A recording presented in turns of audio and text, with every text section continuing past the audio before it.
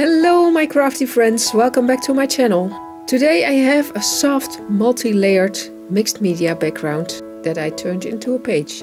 I always was mesmerized by beautiful backgrounds with lots of different colors, but it still was one beautiful background and I never could figure out how to make those until I found a free class by Tamara Laporte from Willowing Art.